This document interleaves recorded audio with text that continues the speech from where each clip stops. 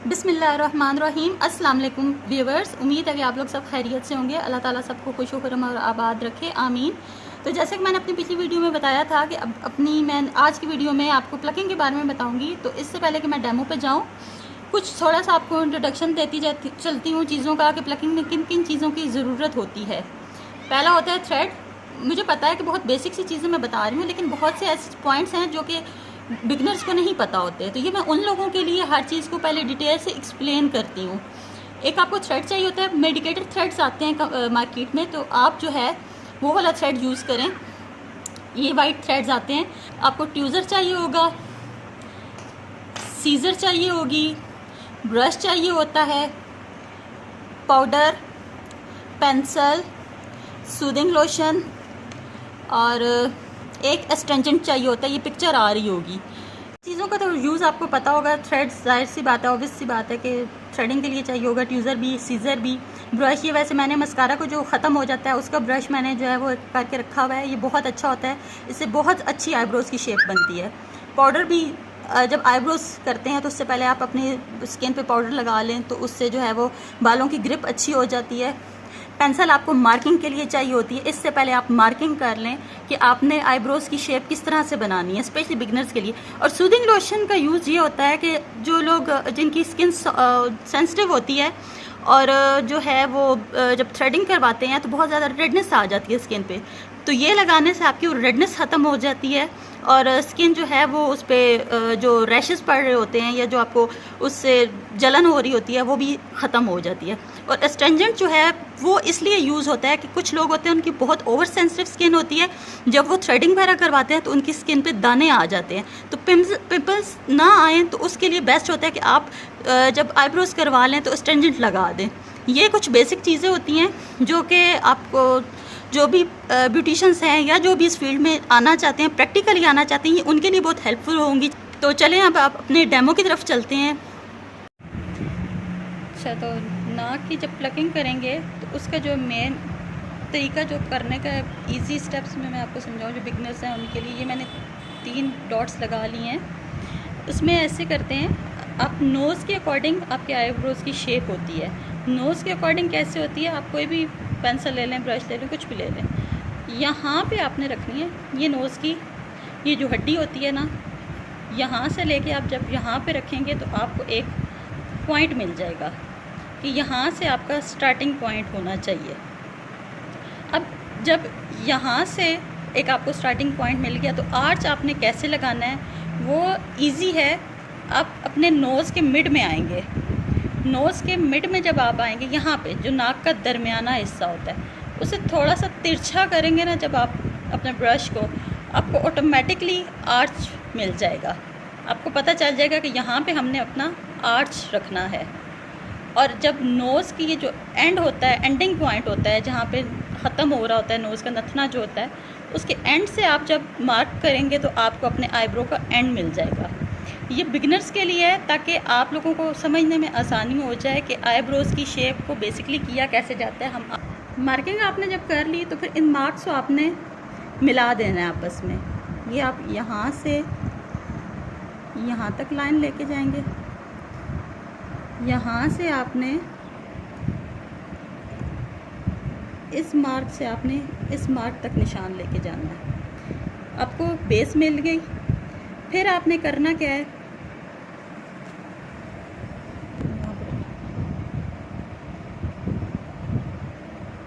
ये ऐसे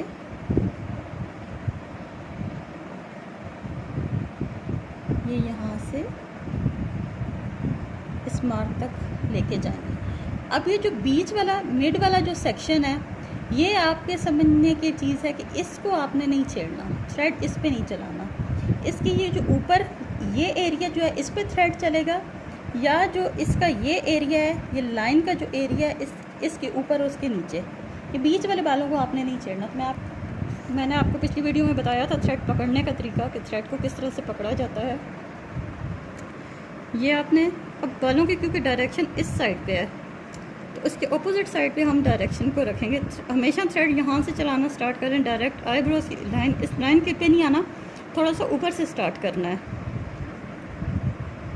ये इस तरह से और ग्रिप बहुत अच्छी होनी चाहिए और नरम हाथ से करना है, बहुत हार्ड हाथ से नहीं करना, थोड़ा सॉफ्ट रखना है हाथ को, दबा के नहीं रखना थ्रेड को बहुत ज़्यादा स्किन पे, हल्का सा दबा के रखना है, उठा के भी नहीं रखना और बहुत ज़्यादा प्रेस नहीं। तो ये अब उसको पेंसिल के निशान लग रहे हैं।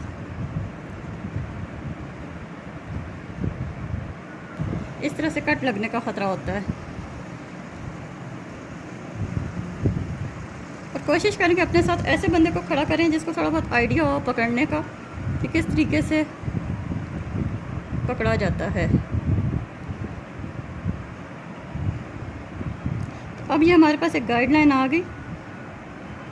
यहाँ से हमने बाल नीट कर लिए और बार बार थ्रेड को ऊपर ऐसे ऐसे ऊपर करना है और फिर करना है। बालों को ऐसे बार बार ऊपर करके चेक करते रहना है कि कोई बाल रह ना जाए। आपने ऐसे ऊपर, अब ये जो बाल ऊपर आ रहे हैं ये कटिंग के बाल आ रहे हैं। ये कटिंग आप पहले भी कर सकते हैं और बाद में भी कर सकते हैं, ये आप पे डिपेंड करता है।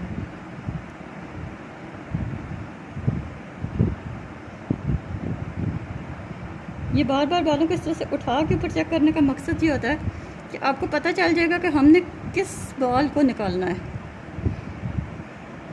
और थोड़े थोड़े करके एकदम से नहीं थ्रेड चलाना कि आपके जो है वो यहाँ तक थ्रेड चल जाए, यहाँ तक नहीं चलना चाहिए थ्रेड। अब इसी तरह से हम नीचे वाली साइड की करेंगे।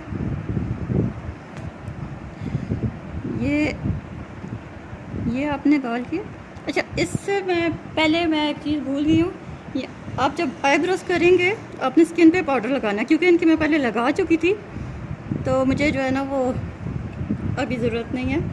जब मैंने इनकी मार्किंग की थी उससे पहले मैं लगा चुकी थी। टेल्कम पाउडर से ये होता है कि बालों में थोड़े से वो निकालने में, थ्रेड से निकालने में आसानी हो जाती है। ये इस तरह से बालों को आपने करके जो बाल आपने निकालना है उस बाल के ऊपर आप थ्रेड चलाएंगे।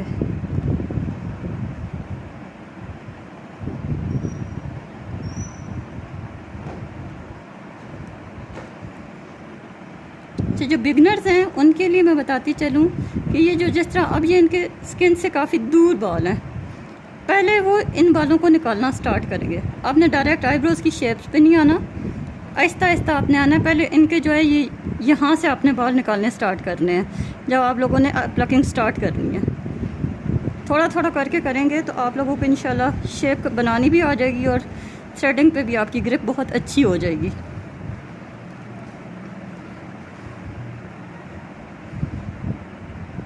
इस तरह बालों को उठाना है और थ्रेड चलाना है। और ये भी कोशिश करनी है कि ट्यूज़र बहुत कम से कम यूज़ करें। कुछ लोग बहुत ज़्यादा ट्यूज़र यूज़ कर रहे होते हैं तो उससे कोशिश किया करेंगे कम से कम, क्योंकि थ्रेड से जो है ना वो आईब्रोज बहुत नीट बनते हैं। ये आप देख रहे हैं, यहाँ से मैंने थोड़े से निकालने हैं, ज़्यादा नहीं, टाइट करो थोड़ा सा, क्योंकि इनकी थोड़ी एज का है तो एज के साथ साथ स्किन जो है वो बहुत हो जाती है नरम। तो आपने ख्याल करना है कि आपकी जो है ना कट्स ना लगें। और यहाँ से जितना बाल आपने अपनी शेप के हिसाब से ही निकालना है कि किस तरह का सूट करेगा, ज़्यादा नहीं यहाँ से निकाल देने। अब ये जो बाल हैं इसको आपने जब यहाँ से बाल निकालने हैं तो थ्रेड बिल्कुल स्ट्रेट रखना है, स्ट्रेट पोजीशन में होना चाहिए। इस तरफ के निकालेंगे तो इस साइड पे होगा, इस तरफ के निकालेंगे तो इस साइड पे होगा, दरमियान में से निकालेंगे तो इस स्ट्रेट पोजीशन में होगा। ये इस तरह से यहाँ की शेप मिल जाएगी।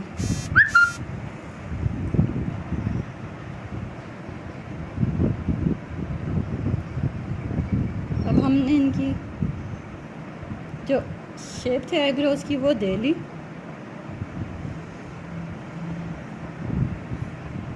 अब देख रहे हैं जो हमने लाइंस लगाई थी उन लाइंस के हिसाब से ही बाल निकले हैं, ना कम ना ज़्यादा। और एज के हिसाब से जो है वो किया करें प्लकिंग। जिस तरह के अब इनकी थोड़ी सी एज ज़्यादा है तो इनके जो है ऊपर वो बहुत बारीक बाल नहीं सूट करते ऐसे। अच्छा, तो अब हम जो है वो मैं आपको कटिंग करके बताती हूँ। ये आपने ब्रश ले लें। मैं ये वाला ब्रश यूज़ करती हूँ। आप चाहें तो इस तरह का ब्रश यूज़ कर लें, चाहें तो दूसरी तरह का भी ले लें। ये आपने इस तरह से सारे बालों को ऊपर किया, फिर आपने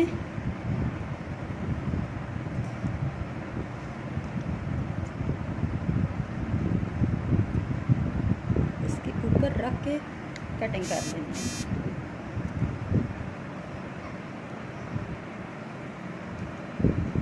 तो ये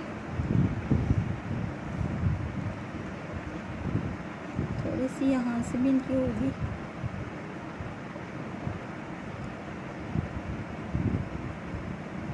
तो ये देखें, ये इनकी आईब्रो की शेप बन गई है। आई होप आप लोगों को समझ आ गई होगी।